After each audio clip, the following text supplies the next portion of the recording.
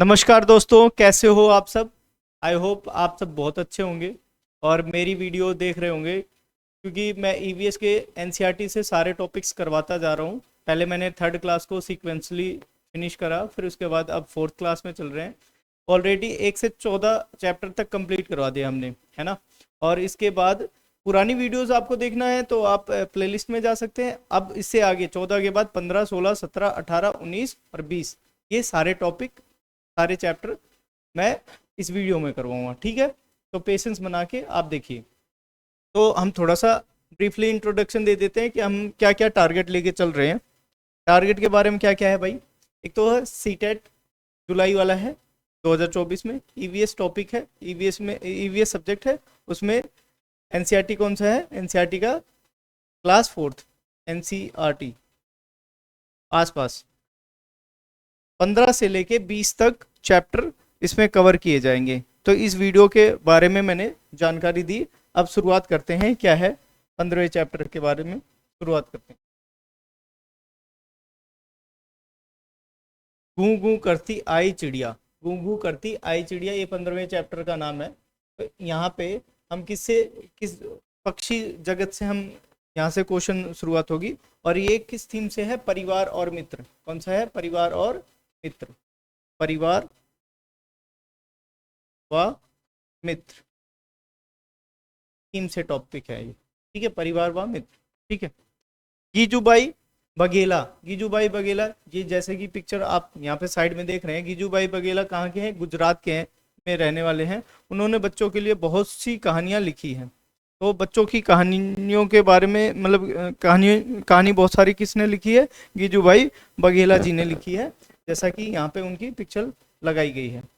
अब वहीं से थोड़ा सा टॉपिक शुरुआत होती है इसी चैप्टर में, पक्षियों के बारे में, ठीक है। बच्चों की कहानी के सुनाते सुनाते उन्होंने पक्षियों के बारे में ही सारी उनकी, भाई पक्षी कैसे होते हैं, क्या क्या क्वालिटीज होती हैं, किस पक्षी कौन पक्षी कहाँ पे अंडे देती हैं, कहाँ रहती हैं, ठीक है, किस प्रकार की उनकी चोंचें हैं, और फिर उसके बाद उनके पंजे कैसे हैं, और किसका क्या काम है, और उनका आहार कहाँ है, कैसे कैसे रहते हैं, कितने देर सोते हैं, उनकी गर्दन कैसे होती है, पंख कैसे होते हैं, ये सारी चीज़ें हम इस चैप्टर से फिनिश करेंगे, है ना। तो जो गीजूबाई बघेला है ना, उन्होंने ही पक्षियों के बारे में ही लिखा। तो पक्षी केवल क्या देते हैं, अंडे देते हैं।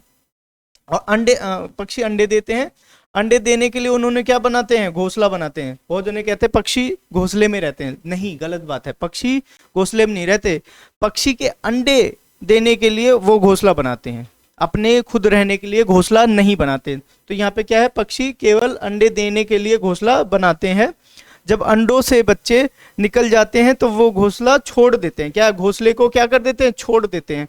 घोंसले में रहने का कोई मोटिव नहीं होता, वो घोंसले में नहीं रहते हैं। वो कहाँ रहते हैं, पेड़ पे रहते हैं, कहीं और जगह पे रहते हैं, बट सिर्फ और सिर्फ अंडे देने के लिए घोंसले बनाए जाते हैं, ठीक है। और जैसे ही वहां से अंडे से बच्चे निकल गए तो उस घोंसले को छोड़ दिया जाता है। यहाँ तक जानकारी आपको बहुत अच्छे से और सीक्वेंस फॉर्म में पहुंच रही होगी आपके पास में, ठीक है ना। तो आगे आते हैं।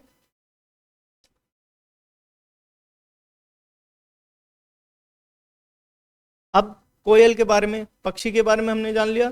अब पक्षियों में सब कैटेगरी में आ गई कोयल। कोयल कोयल आपने कोयल के बारे में हमेशा ये सुना होगा, बहुत मीठा बोलती है। उसकी आवाज़ कैसी है, बहुत मीठी है। कैसी आवाज़ है, मीठी है। तो कोयल मीठा गाती है। वह अपना खुद का घोंसला नहीं बनाती। सबसे पहले कोयल बहुत चालू रहती है, वो कौवे के घोंसले में अपने अंडे को देती है। और कौवा और ये समझता है कि मेरे ही अंडे हैं। कौवा क्या समझता है, मेरे ही अंडे हैं। और दोनों को साथ में क्या कर देता है, से देता है। सेना मतलब पालना, ठीक है। अंडे को सेना कहते हैं, और जो बच्चा होता है, पैदा होता है, उसको पालना कहते हैं। पाल रहे हैं उसको, ठीक है ना। तो अंडे को क्या कर देता है, अपने ही बच्चे समझ के, अपने ही अंडे समझ के उसको पालने लग जाता है, ठीक है। तो कौन चालाक है, कोयल। जो इसका मतलब ये है कि जो मीठा बोले ना, जो मीठा बोले मतलब बहुत चालाक है वो। इस चीज को ध्यान रखना।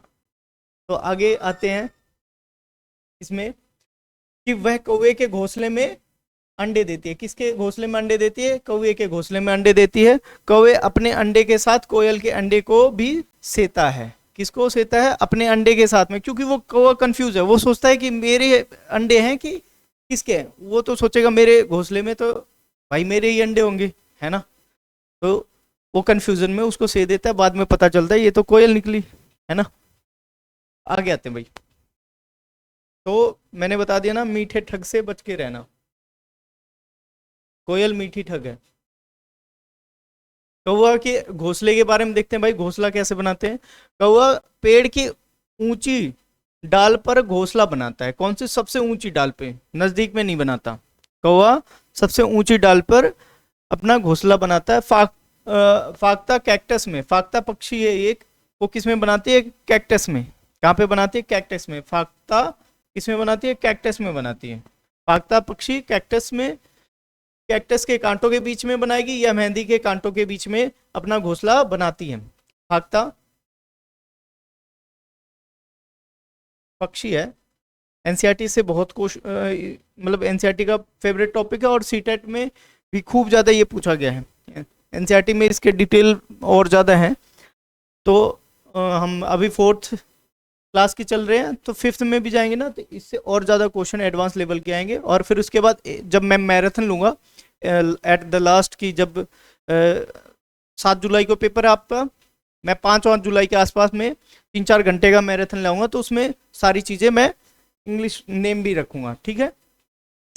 तो वो क्या कहाँ पे? कैक्टस के कांटों में बनाती है या मेहंदी के मेड़ पर बनाती है, ये ध्यान रखना, ठीक है। फाख्ता पक्षी के बारे में। आगे आते हैं भाई। गौरैया हमारे घर में रहती है। देखो, दो ऐसे पक्षी हैं, दो ऐसे पक्षी हैं, एक तो गौरैया और एक कबूतर।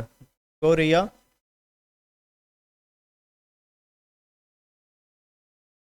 और कबूतर, ये घरों में बनाएंगे घोंसला या खंडहरों में घोंसला बनाते हैं। गौरैया हमारे घर में या आसपास दिखाई देती है, वह कहीं भी घोंसला बना लेती है। जैसे घर में ही घोंसला बना लेगी, या तो अलमारी के ऊपर बना लेगी, आईने के पीछे मतलब बना लेगी, या घर की दीवार के आले में बना लेगी, कहीं पे भी बना लेगी। लेकिन इंसान, जहाँ पे इंसान रहता है ना, घर वगैरह में, वहीं पे बनाएगी। या तो अलमारी के ऊपर बना लेगी, आईने के पीछे बना सकती है, घर के दीवार के आले में बना लेगी। ये किसकी क्वालिटी है? गौरैया की। और कबूतर की क्या क्वालिटी है? कबूतर भाई खंडहर में बनाएगा, घर में बनाएगा, है ना। और जहाँ पे कम जने आते जाते हैं वहां पे बनाएगा। तो इसके बारे में देखते हैं भाई। कबूतर, कबूतर के बारे में। कबूतर अपना घोंसला ऐसे ही बनाता है। कैसे बनाता है? जैसे गौरैया बनाती है ना, वैसे ही बनाता है। आमतौर पर ये अपना घोंसला पुराने मकान, कहाँ पे? पुराने मकान, खंडहरों में बनाता है। बसंत गौरी, बसंत गौरी एक पक्षी है। बसंत गौरी गर्मी में टुक टुक की आवाज लगाते हैं। कैसे लगाते? सुना जाता है कैसे? टुक टुक की आवाज निकालेंगे। कैसे आवाज निकालेंगे? टुक टुक की आवाज। कौन? बसंत गौरी। बसंत गौरी टुक टुक की आवाज लगाते हैं, सुना जाता है। ये अपना घोंसला पेड़ के तने को छेद करके बनाते हैं। किसमें? तने को छेद कर लेते हैं, ठीक है। ऐसे होते हैं, इनकी चोंच बहुत नुकीली से होती है, चोंच नुकीली से होती है। वो तने को खोद खोद के क्या बना लेते हैं? घोंसला बनाते हैं, उसके तने के बीच में रहते हैं, छेद करके रहते हैं, ठीक है ना। तो कौन सा? बसंत गौरी।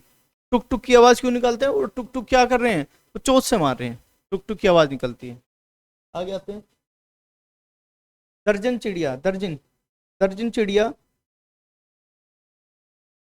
दर्जन चिड़िया। एक बार बैटरी देखना।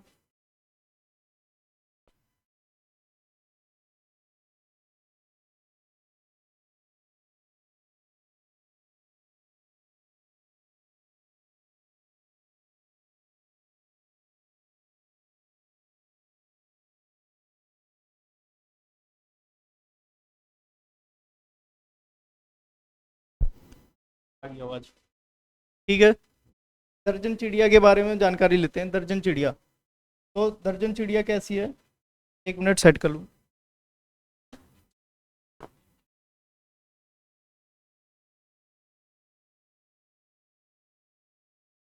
दर्जन चिड़िया, दर्जन चिड़िया अपने नुकीली चोंच का इस्तेमाल झाड़ी के दो पत्तियों के साथ सीने में प्रयोग करती है। सबसे पहले ये चीज रखो ध्यान में कि दर्जन से क्या है, दर्जी, दर्जन से क्या याद आता है, दर्जी, दर्जी मतलब क्या है, सिलाई करेगी। तो दो पत्तों को क्या कर देती है, अपने चोंच से सिल देती है, दो पत्तों को एक साथ सीने के लिए करती है उसको, ठीक है, और थैला बना लेती है, और उसी थैले में क्या है, अंडे देने के लिए तैयार करती है। तो दर्जन चिड़िया क्या है, एक तरीके से चोंच दो पत्तियों को छेद कर करके उसको क्या कर लेती है, एक साथ कर लेती है।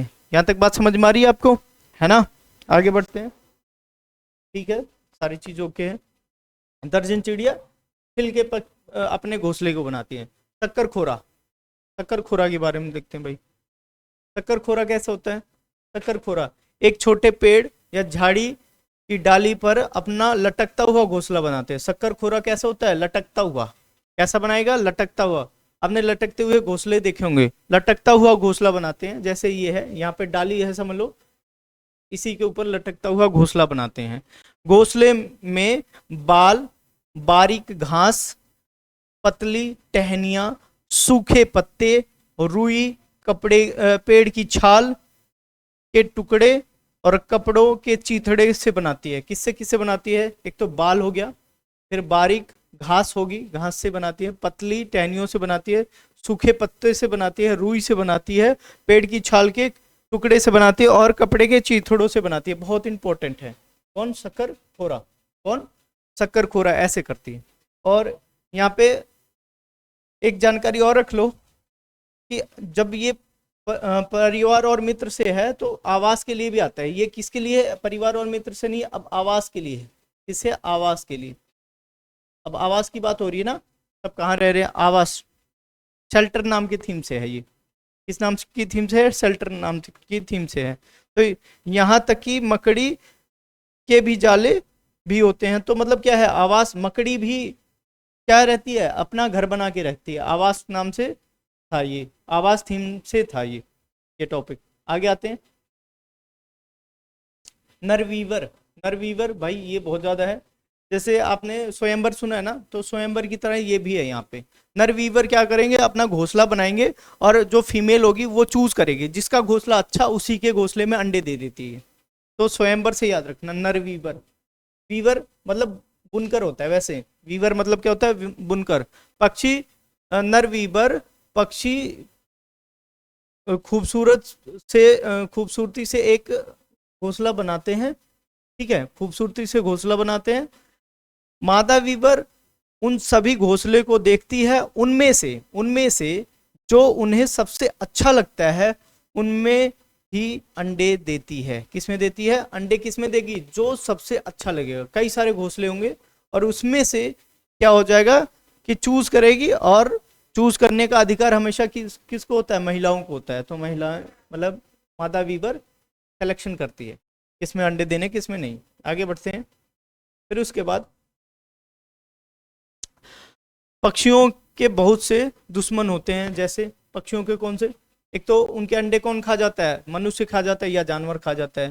कौवे, गिलहरी, बिल्ली, चूहे और सांप। सांप को भी देख लो, सांप, सांप भी खा जाते हैं इनके भाई अंडे को। सांप मौका देखते ही अंडे चुरा लेते हैं। क्या चुरा लेते हैं? उनके अंडे को चुरा लेते हैं। कई बार घोंसले को भी तोड़ देते हैं।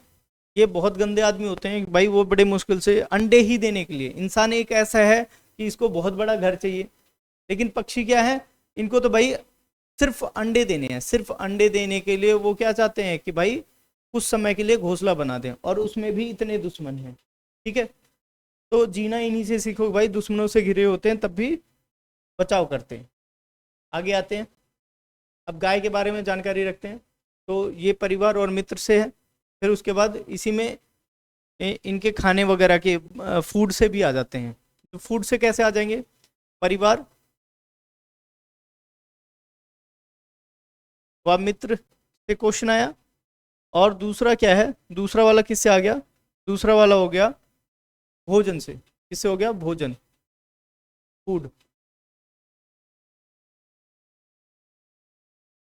अब देखो, गाय के आगे के दांत छोटे होते हैं। कैसे होते हैं? आगे के दांत क्या हो जाते हैं? छोटे हो जाते हैं। गाय के आगे के दांत क्या होते हैं? छोटे होते हैं। वह पत्तों को काटती है। घास चबाने के लिए पीछे के दांत कैसे होते हैं? चपटे और बड़े होते हैं। कैसे होते हैं? चपटे और बड़े होते हैं। उनके दांत पीछे वाले कैसे होते हैं? चपटे और बड़े हो जाते हैं। बिल्ली की दांत नुकीले होते हैं और मांस फाड़ने, इसकी बिल्ली की दांत कैसे होते हैं? नुकीले होते हैं, मांस फाड़ने और काटने के काम आती हैं। तो बिल्ली के दांत कैसे होते हैं? नुकीले होते हैं। क्यों होते हैं? क्योंकि उसको मांस फाड़ना है। देखो यहाँ इनकी दांतें क्या हो जाती हैं? नुकीले हो जाते हैं, नुकीले। और ये इनके चपटे दांत होते हैं पीछे वाले, क्योंकि भाई ये घास पत्ते चबाती हैं। गाय कौन? गाय। ऐसे भैंस का भी है। सेम टू सेम क्या है? भैंस लगा लो, गाय और भैंस। गाय और भैंस सेम ही है, ठीक है, सेम टू सेम है इनके साथ में। आगे बढ़े।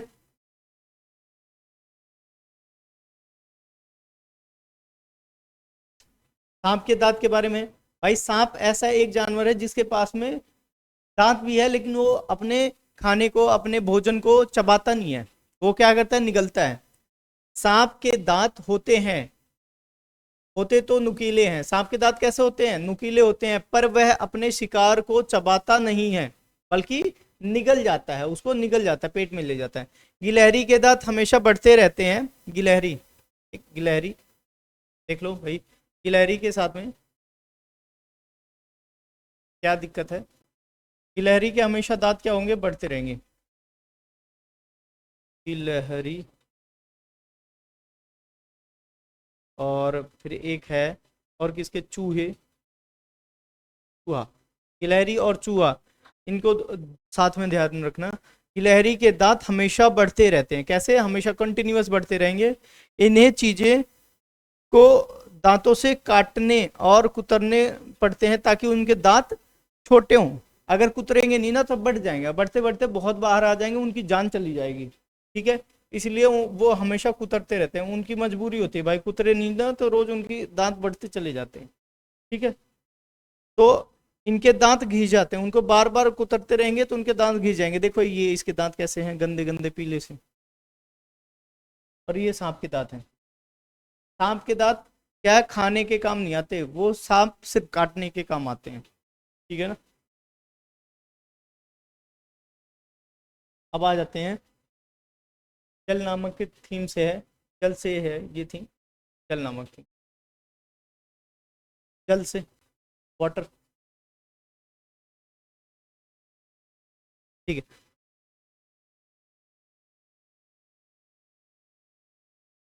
पा, पानी कहीं ज्यादा कहीं कम, पानी कहीं ज्यादा कहीं कम होती है। पानी कहीं ज्यादा है तो कहीं पे कम है। तो जहाँ पे ज्यादा है भाई वहाँ का दुरुपयोग किया जाता है, और जहाँ पे कम है वहाँ पे सदुपयोग करना पड़ता है ना। वैसे सबको करना पड़े, रीजन क्या है कि ये ऐसे प्राकृतिक रिसोर्सेज हैं कि ये खत्म हो जाएंगे ना तो कुछ भी नहीं बचेगा इस दुनिया में, इंसान भी नहीं बचेगा, क्योंकि हम टोटली डिपेंडेंट किस पे हैं? वाटर वगैरह पे हैं, फूड पे हैं, प्रकृति के ऊपर हम टोटली डिपेंडेंट हैं। इस बात को जानते होंगे आप सब। तो भाई अब यहाँ पे देखते हैं, एक बार बैटरी चेक कर लो, ठीक है। आ जाओ भाई क्वेश्चन में। तो ये क्या है? नल नल लामडा, नम लांडा एक ऐसी जगह है, कहाँ के? आंध्र प्रदेश में है। बाजार गांव कौन सी जगह पे है? महाराष्ट्र में है। और कप परेड कहाँ पे है?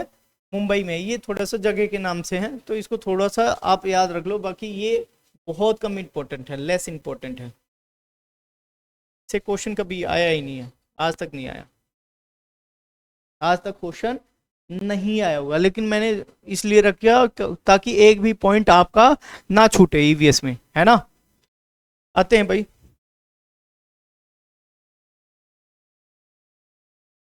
जब हमें दस्त लगे, जब हमें क्या लगे? दस्त लगे या उल्टी होती है, जब हमें दस्त लगे या उल्टी होती है तो हमारे शरीर के बहुत सारा पानी बाहर निकल जाता है। हमारे शरीर में बहुत सारा पानी क्या हो जाता है? बाहर निकल जाता है, दस्त के माध्यम से और उल्टी के माध्यम से। तो हमें क्या करना चाहिए? सबसे पहले हमें ये ध्यान रखो कि 75%, 75 से 80% हमारे शरीर में पानी है, तो हमें पानी तो चाहिए ही चाहिए। तो यह शरीर के लिए हानिकारक है। कम पानी होना, डिहाइड्रेशन होना बहुत ज़्यादा हानिकारक है। अगर हम देखभाल नहीं करते हैं तो इसलिए जरूरी है शरीर का पानी की कमी पूरी हो जाए। पानी की कमी जो है ना वो पूरी करनी हमारे लिए बहुत ज़रूरी है, नहीं तो हम चक्कर खा के गिर जाएंगे। जब डिहाइड्रेशन होती है तो बहुत ज़्यादा चक्कर आते हैं, वीकनेस होती है, तो इसलिए उल्टी दस्त में क्या होता है कि डॉक्टर घोल लिखते हैं, ORS का घोल लिखते हैं, या नींबू पानी पीना होता है। ठीक है, तो उस चीज़ का होता है, तो नींबू पानी से क्या हो जाता है कि डिहाइड्रेशन दूर हो जाता है। अगर कभी उल्टी व दस्त हो तो खूब पानी पीना चाहिए। क्या पीना चाहिए? खूब ज़्यादा पानी, बहुत ज़्यादा पानी पीना चाहिए, बहुत ज़्यादा पानी। उल्टी दस्त में पानी ज़्यादा पीना चाहिए क्योंकि डिहाइड्रेशन हो जाता है। और पानी में कुछ मात्रा में नमक व चीनी भी मिलाना चाहिए, मिला लेनी चाहिए, ताकि क्या हो जाए कि भाई और जल्दी रिकवरी हो जाए। ठीक है, पानी थोड़े थोड़े देर पर पीते रहना चाहिए। जब उल्टी दस्त हो जाए तो क्या होना चाहिए? थोड़ी थोड़ी देर पे पानी पीते रहना चाहिए, ताकि शरीर में पानी की कमी ना हो जाए। ना तो ग्लूकोज चढ़ाना पड़ जाएगा, ना तो ग्लूकोज चढ़ाना पड़ जाएगा। देखो ये पानी ग्लास में भरा हुआ है। ठीक है, होलगुंडी कर्नाटक में है, मतलब होलगुंडी एक जगह है जो कि कर्नाटक में है। कहाँ पे है? कर्नाटक, एक जगह है होलगुंडी। यहाँ बच्चों की पंचायत है। कैसी है? बच्चों की पंचायत है, भीमा संघ के नाम से जाना जाता है, भीमा संघ। तब सबसे पहले कर्नाटक, ज़्यादातर कर्नाटक आएगा, बहुत ज़्यादा डेप्थ में दिया तो होल होल गुंडी, होल गुंडी। और बच्चों की भीमा संघ, भीमा संघ। और जिसे क्या कहते हैं? बच्चों की पंचायत। क्या कहते हैं? बच्चों की पंचायत।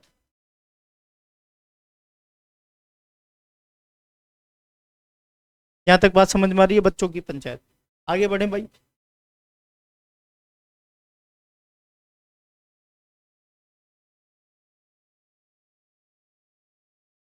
जड़ों, जड़ों का जाल मतलब रूट्स के जाल होते हैं, web of roots, web of roots, जड़ों के जाल,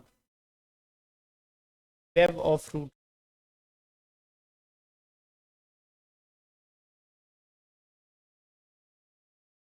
वेब ऑफ रूट्स, जड़ों के जाल के बारे में पढ़ेंगे कि जड़ें कैसे होती हैं। अब यहाँ पे देखो भाई, सबसे पहले किसके बारे में बताया गया है? घास है। घास की जड़ें बहुत मजबूत होती हैं। कैसे होती हैं? बहुत ज़्यादा मजबूत होती है। घास की जड़ें कैसी होती हैं? बहुत ज़्यादा ही मजबूत हो जाती हैं। घास का पौधा जितना जमीन के ऊपर होता है, जितना जमीन के ऊपर होता है उससे कहीं ज्यादा, उससे कहीं ज्यादा गहरी और लंबी घास की जड़ें होती हैं, उनकी जमीन के अंदर होती हैं, नीचे होती हैं। ठीक है, जितना हमें दिखाई देता है उससे कहीं ज्यादा वो गहराई में पाई जाती हैं इनकी जड़ें। घास के बारे में जान लिया हमने। अब बरगद के बारे में जानते हैं। बरगद का पेड़ है, आपने देखा होगा। बरगद के पेड़ के लटकन, लटकन एक तरीके से जो लटकते रहते हैं वो क्या है? डालियां नहीं है, वो क्या है? जड़ें हैं। बरगद के पेड़ के लटकन असल में इतनी, इसकी जड़ें होती हैं, क्या होती हैं? इसकी जड़ें होती हैं, टहनियों से निकलती हैं। कहाँ से निकलती हैं? टहनियों से। बरगद का पेड़ एक अपवाद है जिसकी जड़ें क्या है? बाहर दिखाई देती हैं। क्या दिखाई देती हैं? बाहर दिखाई देती हैं। और वो कहाँ से निकलती हैं? टहनियों से निकलती हैं। सबसे इंपॉर्टेंट बात है, टहनियों से निकलती हैं। और बढ़ते बढ़ते जमीन के अंदर चली जाती हैं। बढ़ते बढ़ते क्या हो जाती हैं? जमीन के अंदर चली जाती हैं। बहुत इंपॉर्टेंट बात है, बहुत ज्यादा इंपॉर्टेंट है। ये मजबूत खंभों की तरह काम करती है। कैसे? मजबूत खंभों की तरह काम करती हैं, पेड़ को सहारा देती हैं, काम करती हैं। दूसरे पेड़ों की तरह जमीन के अंदर भी बरगद की जड़ें होती हैं। जैसे दूसरे पेड़ हैं, सिर्फ जड़ें एक तो टहनियों से निकली, उसकी जड़ें एक टहनियों से निकले, एक मेन रूट भी होता है, एक मेन रूट होता है। ठीक है, एक मेन रूट होता है। आगे आते हैं, रेगिस्तान ओक। रेगिस्तान ओक,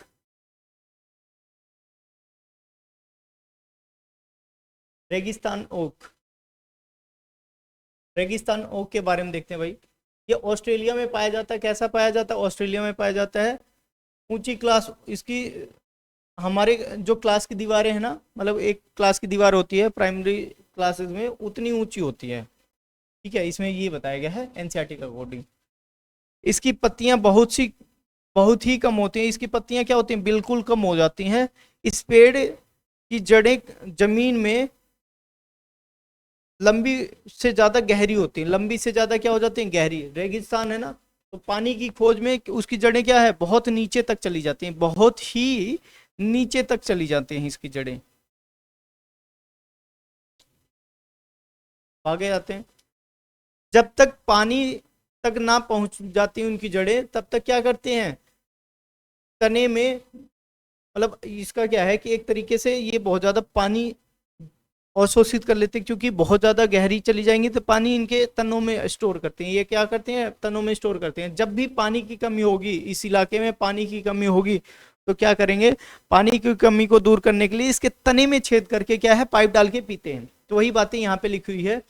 जब तक जब तक पानी तक ना पहुंच जाए, यह है पानी पेड़ के तने में जमा होता है, इसका होता रहता है। और इस इलाके के लोग यह बात जानते हैं कि जब जब कभी इस इलाके में पानी नहीं होता, तो वह लोग यहाँ पे क्या करते हैं, तने के अंदर पतली पाइप डालकर, कैसी पतली पाइप डालकर इस पानी के पीने के लिए निकाल लेते हैं। इसे क्या कर देते हैं, यहाँ के पानी को, जो पेड़ है, जैसे पेड़ है, ध्यान से देखो, पेड़ के अंदर क्या कर देंगे, पाइप डालेंगे, स्टोर डालेंगे, और आदमी क्या है, स्मार्ट आदमी, वो क्या है, पानी सारा पी जाएगा। तो इनको पता है कि जब भी पानी की कमी होगी, और वो क्या कर लेंगे, एक पतली सी पाइप डालेंगे और भाई इसके तने के में स्टोर पानी को पी जाते हैं। ठीक है, आगे आ जाते हैं भाई बिहू के बारे में। बिहू आसाम में मनाया जाता है, और ये फसल के लिए त्योहार है, बिहू त्योहार।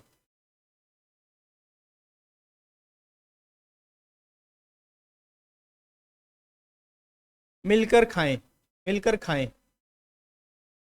ये त्योहार से है। फसल नाम फसल है, तो ये फूड थीम से है। कहाँ से, फूड थीम, भोजन से, फूड थीम,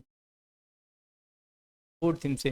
बिहू आसाम का एक खास त्योहार है, बिहू आसाम का एक खास त्योहार है। यह त्योहार चावल की नई फसल के काटने पर मनाया जाता है, चावल की नई फसल को काटने पर मनाया जाता है। उरुका बिहू से पिछले शाम के दिन के शाम को कहते हैं उरुका। उरुका शाम को कहते हैं उरुका। उरुका मीन्स एक दिन पहले शाम। Evening of yesterday, evening of yesterday, evening होती है, इवनिंग, शाम को कहते हैं, इवनिंग को, इवनिंग ऑफ यस्टरडे, यस्टरडे को, पिछले वाले, कल वाले दिन को क्या कहते हैं, उरुका कह देते हैं। क्या कह देते हैं, उरुका कह देते हैं। अब आगे आते हैं। इस दिन लोग अस्थाई मेला घर बना बनाते हैं। अस्थाई मेला, कोई फिक्स मेला नहीं है, और सामूहिक दावत करते हैं। कैसे करते हैं, सामूहिक दावत करते हैं, तभी मिलकर खाएं टॉपिक नाम दे रखा है। ठीक है, ज़्यादातर ये फसल के लिए मनाया जाता है। जैसे पंजाब में क्या है, पंजाब में कौन सा त्यौहार मनाया जाता है, पंजाब में लोहड़ी मनाया जाता है। ठीक है, तो ये सारी चीज़ें क्या हो जाती हैं कि ये त्यौहार कुछ फसल से रिलेटेड त्यौहार है ना, तो फसल से रिलेटेड त्यौहार मनाए जाते हैं। अब यहाँ पे आते हैं माघ बिहू। माघ बिहू 14 और 15 जनवरी को मनाया जाता है। माघ की पहली और दूसरी तिथि को माघ आसामी कैलेंडर का 10वां महीना माना जाता है। क्या माना जाता है, माघ कैलेंडर के अकॉर्डिंग इसको क्या माना जाता है, 10वां महीना माना जाता है। ये भी क्वेश्चन आ सकता है, लेकिन आज तक आया नहीं। लेकिन ये तो आया है कि बिहू, माघ बिहू कब मनाया जाता है, तो 14 और 15, ठीक है, जनवरी को मनाया जाता है। और ये थोड़ा सा और ज़्यादा इंपॉर्टेंट क्वेश्चन है, हो सकता है आ जाए, आया हुआ है, एक आध में आया हुआ है शायद, मेरे ध्यान है तो आया हुआ है, एक आध जगह पे आया हुआ है। बहुत इंपॉर्टेंट है ये बात। ठीक है, बोरा और चेवा, बोरा और चेवा किसमें है, चावल की, चावल की किस्में हैं जो आसाम में खाया जाता है। और चिपचिपे चावल होते हैं। ये कैसे होते हैं? गीले गीले चिपचिपे चावल है, जैसे यहाँ पे देखो ये पिक लगा रखी है, यहाँ पे चिपचिपे चावल होते हैं छोटे छोटे। और ये क्या है? आसामी कैलेंडर यहाँ पे लगा रखा हुआ है, आसामी कैलेंडर। आते हैं भाई अगले वाले में। इसमें चेवा चावल, चेवा चावल के बारे में देखें भाई। चेवा चावल बिहू व्यंजन, चेवा चावल बिहू व्यंजन जो आग जलते हैं। और ये क्या है? एक मिनट।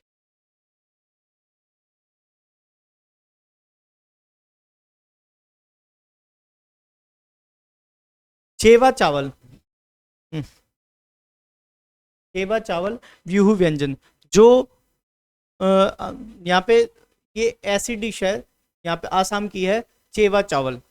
लोग आग जलाते हैं और एक बड़े तवा या कढ़ाई, इसको तवा कहते हैं या कढ़ाई, कढ़ाई को तवा कहते हैं आसामी भाषा में, को आग पर रखकर उसमें पानी उबालते हैं। क्या करते हैं? पानी उबालते हैं, फिर इसमें भीगे हुए चावल डालते हैं। कैसे डालते हैं? भीगे हुए चावल से भरी कढ़ाई रख देते हैं, कढ़ाई में रख देंगे, केले के पत्ते से ढक देते हैं। क्या कर देते हैं? केले के पत्ते से उसको ढक देते हैं। यहाँ पे देखो केले के पत्ते से ढक दिया जाता है सारी चीजें। और फिर उसके बाद क्या हो जाता है? जब केले के पत्ते से ढक देंगे तो जब व्यंजन तैयार होगा तो उसको खाया जाता है। अब यहीं से बच्चों की लाइफ में क्या फर्क पड़ता है फूड टॉपिक से, फूड से न्यूट्रिशन की होती है। और बहुत सारे बच्चे के भारत में बहुत सारे बच्चे हैं जो माल न्यूट्रिशन से पीड़ित हैं। माल न्यूट्रिशन